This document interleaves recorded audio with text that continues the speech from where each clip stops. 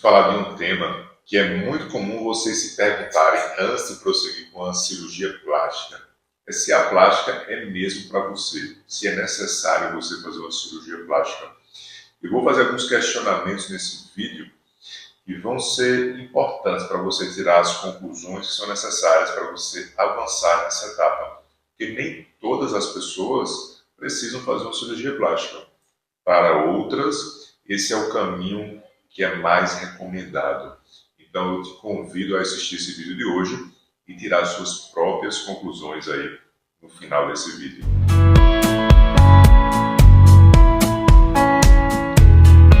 Uma das principais questões que a gente tem que se perguntar quando vai para uma cirurgia plástica, você homem, você mulher, é querer saber o seguinte: essa cirurgia que você está buscando é para você ou para agradar alguma outra pessoa, né? Ou para trazer o desejo de outra pessoa. Muitas vezes a mulher ou o homem, ela não está buscando uma cirurgia plástica, mas ela está, às vezes ela tem esse desejo, essa vontade para poder agradar alguma outra pessoa ou para poder trazer alguma mudança que ela deseja em outra pessoa. Isso, minha gente, é o caminho natural de uma frustração. Realizar algo em que você não deseja. Quando isso acontece, a resposta é não. A cirurgia plástica ela não deve ser realizada com esse intuito. Ela deve ser realizada quando há uma motivação do paciente. Ele que está incomodado, ele que está buscando. Aí sim, esse é um caminho que pode ser conduzido. Mas quando é para agradar outra pessoa, algo que você não quer mexer no seu corpo, não prossegue. Porque isso é uma cirurgia. Demanda um processo cirúrgico que envolve riscos, envolve um resultado, envolve um pós-operatório, envolve cuidados e envolve uma transformação corporal.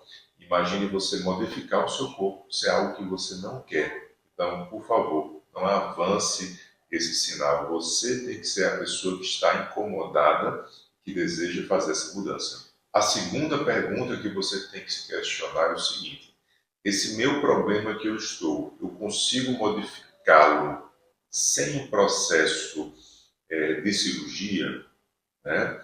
Então, muitas vezes a gente consegue modificar alguma coisa no nosso corpo sem necessidade de cirurgia, outras vezes não.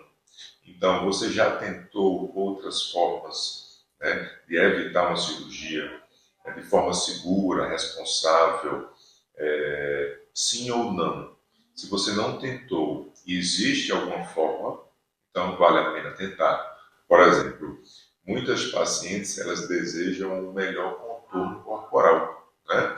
É aquela gordurinha localizada, aquela coisa. Então, se você já tentou fazer atividade física de forma séria, né? Atividade física, uma alimentação saudável, você chegou em processo de emagrecimento, mas chega um momento que aquela gordura ela continua incomodando e isso, minha gente, é comum. Né? Então, por exemplo, tem pacientes que têm a região dos culotes, né? Que é aqui na região já da coxa, e que se acumula de uma forma genética mesmo. Então, pacientes que ficam magras e ainda continua aquilo ali chamando a atenção. Ela não tem como emagrecer muito mais do que aquilo, senão ela vai ficar muito magra e acaba deixando o rosto envelhecido, perde bumbum, diminui o volume das pernas também. E não é interessante, então é uma gordura muito localizada que basicamente a gente vai ter que iniciar um processo de lipoaspiração para remover. Outras vezes a paciente deseja um abdômen mais definido, né? Então ela segue um estilo de vida saudável, tudo isso, mas não consegue.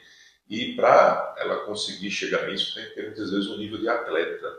E a gente sabe que no dia a dia é muito difícil seguir um nível assim tão avançado de cuidados, um nível de atividade física muito intenso, com alimentação extremamente regrada. Para uma mulher, por exemplo, que é mãe, tem filhos, tem que dar conta do marido, da casa, né? Muito difícil. Tem que seguir um estilo de vida saudável, mas tem uns limites ali.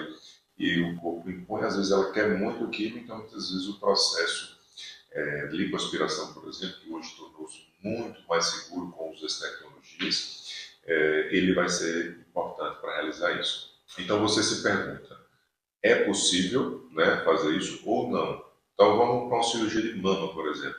É uma cirurgia que ela muitas vezes não é possível, né? A gente não conseguir um resultado sem uma cirurgia. Uma paciente, por exemplo, tem uma mama muito pequena, ela deseja trazer um aumento, tem muita solução no seu processo cirúrgico.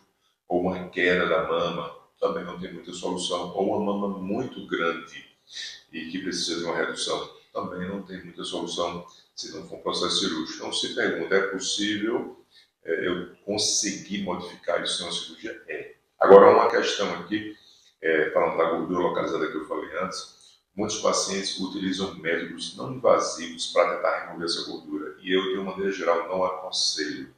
Então, existem alguns métodos, como, por exemplo, criolipólise, existem alguns outros métodos, como enzimas, que são colocadas por baixo da pele para dissolver essa gordura, métodos menos invasivos que são realizados em consultórios, eu não aconselho, porque eles não são eficazes e eles não têm controle sobre o que vai ser retirado. Então, por exemplo, a criolipólise é um método que eu recebo muitos pacientes aqui que vão com o processo de lipoaspiração comigo. Elas já fizeram criolipólise para tentar diminuir isso, mas a criolipólise, diferente de uma lipoaspiração, ela não é controlada, ou seja, é colocada uma placa ali que vai fazer um resfriamento dessa gordura, ela vai ser destruída, né? Só que existem planos da gordura, planos superficiais, planos profundos. Quando a gente faz uma remoção de gordura no plano superficial, gera irregularidades, gera um processo de fibrose, e ficar feio aquele contorno, né?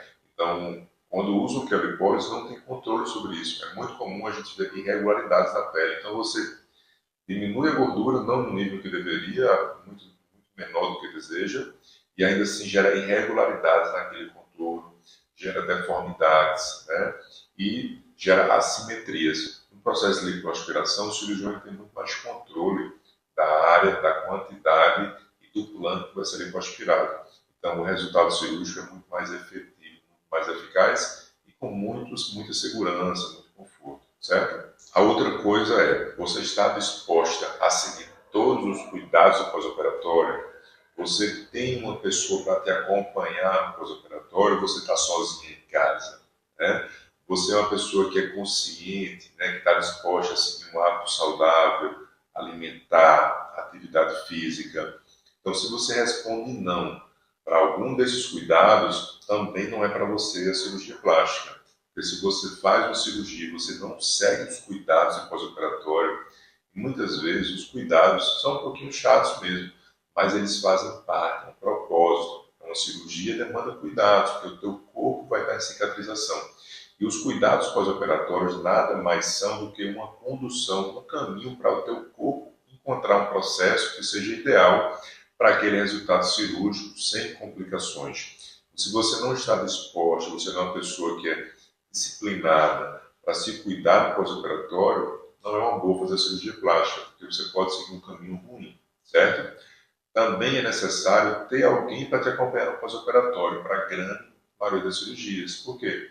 Você vai estar num processo pós-cirúrgico, por mais que as cirurgias tenham evoluído muito no processo de recuperação, isso realmente é verdade, desde a técnica cirúrgica, o uso do processo de tecnologias, isso trouxe realmente uma aceleração da recuperação. Além disso, os cuidados de pós-operatório, eles foram avançados. Então, isso realmente possibilitou uma melhora, uma recuperação mais rápida. Outra coisa também que se comentou um pouco é o preparo do paciente no pré-operatório.